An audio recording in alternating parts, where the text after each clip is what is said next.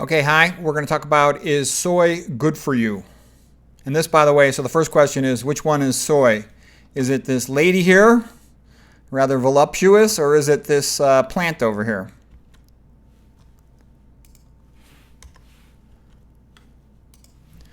So the big question is, why does soy have breasts?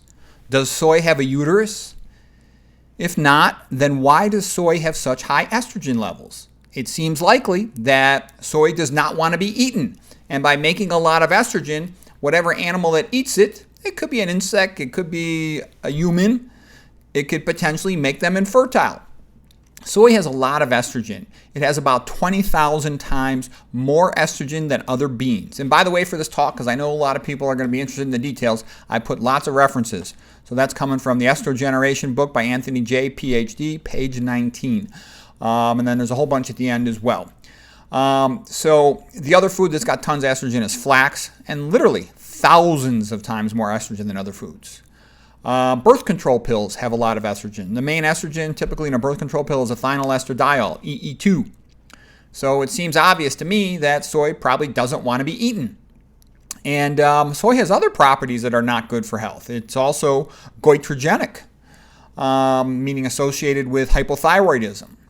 And to be fair about soy, because I realize there's a lot of people who think soy is great. And this includes some of the best nutrition doctors in the country, in the world. And I know who they are. I'm not going to mention their names, and anybody who studied the subject knows too. And they're going to tell you how great soy is. Well, everyone's entitled to their opinions, and there are papers suggesting soy has a benefit in breast cancer patients. There certainly are papers showing that soy has less of a harmful effect, the soy protein, than does animal protein. But, in my opinion, if something's just better than animal protein is the most powerful tumor promoter in the world, that doesn't mean soy is good.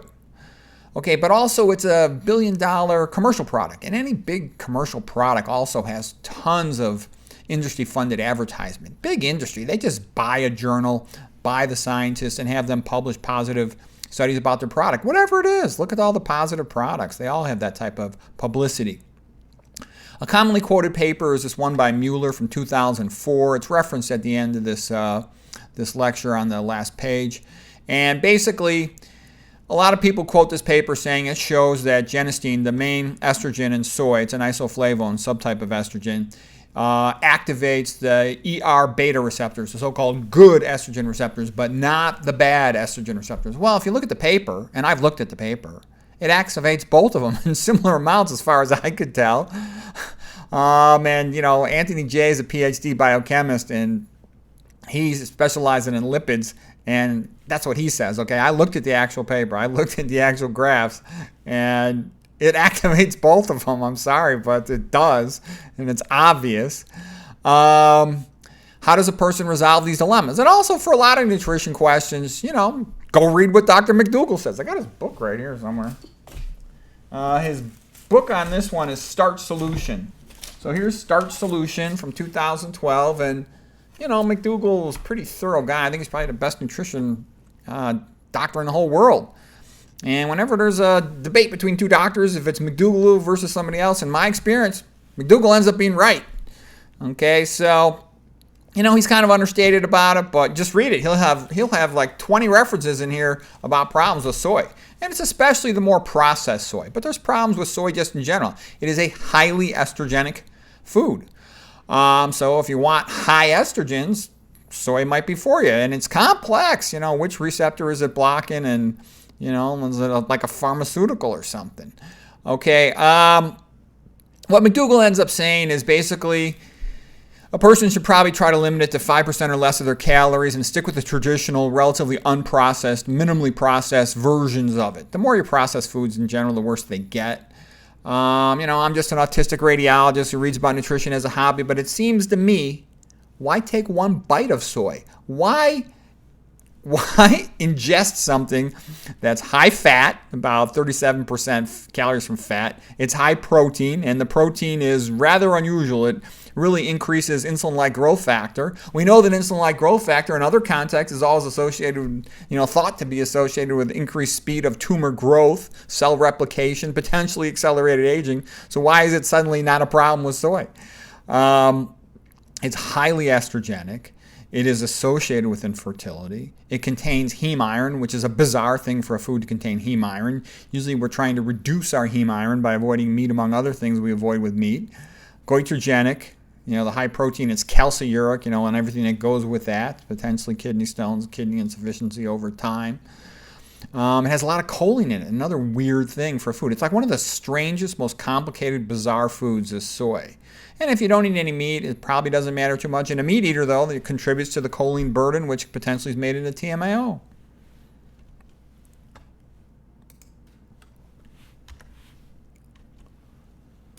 Okay, what are some of the traditional soy foods and some arguments in favor of soy? Because I want to be fair to soy. I mean, it's first of all, they'll say, well, lots of populations eat soy, like in China and Japan back when they were pretty healthy. And that's a fair statement, but it was usually a relatively minimal amount of calories, like 5% or less. And it was the minimally processed forms of soy only. They were eating about 80 to 90% of their calories or more from rice, a healthy starch, made them skinny. And there's interesting things about Asian populations like the Chinese and the Japanese that kind of like the Papua New Guinea population that ate mostly sweet potatoes, in the sense that they smoked a lot of cigarettes, but they didn't have that much lung cancer. And it's thought that by eating a low-fat diet, they had less tissue hypoxia, and so it helped protect them and reduce their incidence of lung cancer. Some people have suggested that high-fat diet's more of a lung cancer risk than is the smoking. Certainly, they're synergistic and go together. Okay. The other thing about the soy ingested by the Chinese and the Japanese in the past was it wasn't sprayed with all our modern herbicides. If you get non-organic soy, man, it's sprayed with a lot of herbicides, and it's GMO and who knows what other processing, hexane, solvents, all kinds of stuff. Okay, again, most of the estrogen in soy is what's called the isoflavone subtype of soy, and that's about 99.7% of it. There's two other phytoestrogens, digen and glycine. Some arguments in favor of the soy. We talked about the Chinese and Japanese populations being relatively healthy despite consumption of soy. Okay, we kind of went through that one. Here's the next argument in favor of soy. It's essentially an isoflavone, and it binds to the good receptor, the beta receptor, estrogen beta. So it's called ER for estrogen receptor, ER beta rather than ER alpha. But like I said, if you go and look at the paper, Mueller's paper, and again, the whole reference is at the back of this, it activated both of them. I mean, it's kind of obvious from looking at the graphs. Maybe a little more of the good beta, but okay. That's even a little questionable on the second graph that shows it. All right, let's see what else. It does a lot of things. There's a lot of research on soy, and it goes back way, way far into time. There's problems shown with abnormal ovarian follicles, developmental problems, abnormal menstrual cycles in women, reduced fertility, lower sperm counts in men. And there's multiple books on this. Here, I'll just show you some of the books. Let's see here. One of my estrogen chemistry books here by Sushil Katan. This is kind of a boring book, only for aficionados to look at this one, but just showing it. There's tons of books on this stuff. Endocrine Disruption in Human Health. Philippa Darbrad is a lady. She did a fantastic research, and she's like maybe the world expert of estrogen chemistry. I think she's from the United Kingdom, Philippa Darbrad. She did a lot of stuff about breast cancer research. Here's probably a good book to know about. Good to know about this guy if you're interested in estrogen chemistry. Estrogeneration, Anthony J. He's a biochemist. His book is great. I think he's great on estrogen chemistry. He did his PhD in lipid chemistry, so he knows that. He's young. I don't know. I guess he's like about 45. So he's still in that young guy, wants to be a paleo muscle man. So I think he doesn't know what he's talking about with nutrition. But on estrogen, he's great. And his book is clever and funny. He's got a video channel. It's called Dr. Anthony J. So he has videos on this stuff, soy right here, so you can see it for yourself when he shows the papers and whatnot. Okay, let's see, what else? Some experts say that the goitrogenic effect of soy in humans is not significant.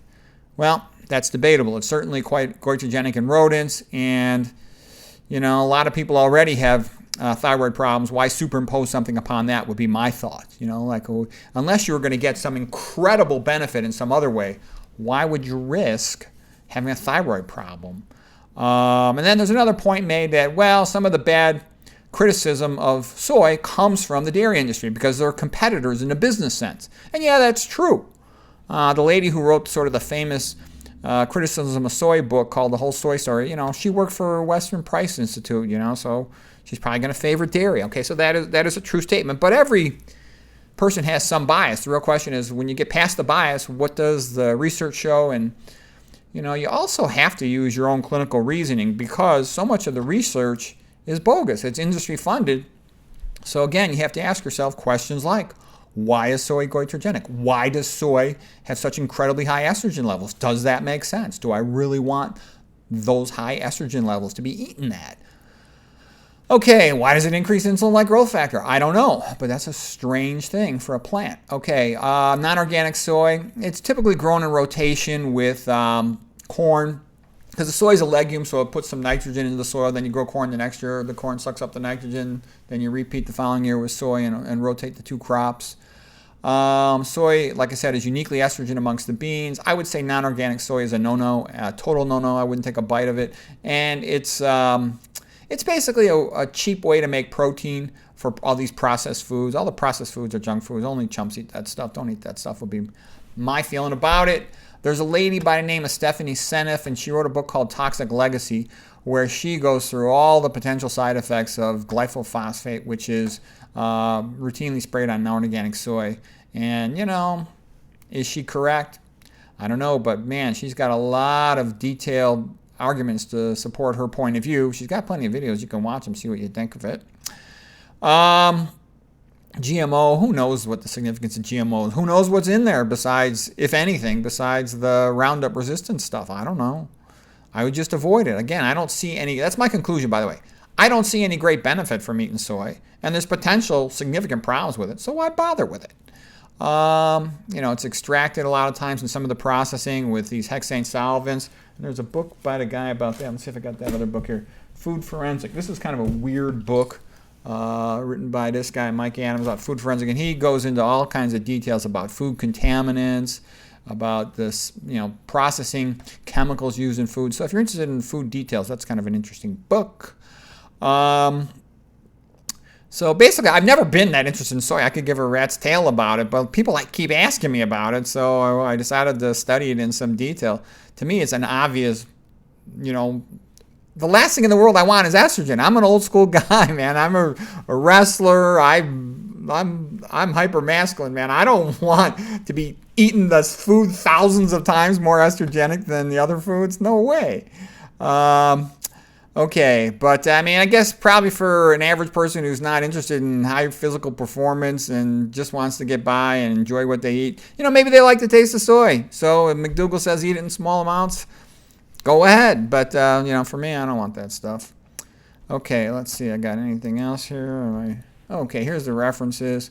I'll just point out a couple of them later. So we talked about increased calcium. Any high protein food is going to do that. Increasing insulin-like growth factor, which in other contexts everybody else worries about its tumor effect. Now, yes, there are papers that also show a beneficial effect for breast cancer, and that will be quoted by some of the best doctors in the world. And they're entitled to quote that, and who knows, there might be some truth in it. I don't know enough about soy in the context of breast cancer to comment on it. Let's see what else. That there are other problems suggesting soy might have tumor increasing effects in some of these animal studies, so I don't know. There's at least 3 right here, and there's more of them. So again, that's a hard thing to say. That would have to be studied in humans, and somebody who's really studied that and has experience with it, they could answer that much better than I could. Here's the Mueller paper. Phytoestrogens and their human metabolites show distinct agonistic and antagonistic properties on estrogen receptor alpha and estrogen receptor beta in human cells. Journal of Toxicological Sciences from 2004. Anthony J. has a video about the Mueller paper on his YouTube channel called Is Soy Good or Bad? You can check that out if you like. Here's just 4 papers in a row, boom, boom, boom, all about soy being goitrogenic or having potential goitrogenic anti-thyroid effects, which is of concern. Tons of women have thyroid problems. A significant number of men do too. Okay, genistein induces thymic and immune changes. It has potentially negative effects upon the immune system. Not good. There's concern by some people about its effect on babies, and they believe it should not be in soy formulas for babies, breast milk replacements. I actually think women who are nursing babies should nurse longer than they routinely do. They should be given more time off to do that. It's good for the baby's brains. Okay, there are some papers even saying that it might have a negative effect on cognitive function in older persons. This one right here, but I haven't read the paper yet. It was just quoted by that way. I think it was Dr. McDougall who mentioned that one in his Starch Solution book, but I have not read that paper yet. Soy protein for infant feeding, yeah, problems with that. Some countries have even, specifically, there's more than one country recommended no soy in the baby infant formulas. So anyways, we'll leave it at that. Hope that was helpful.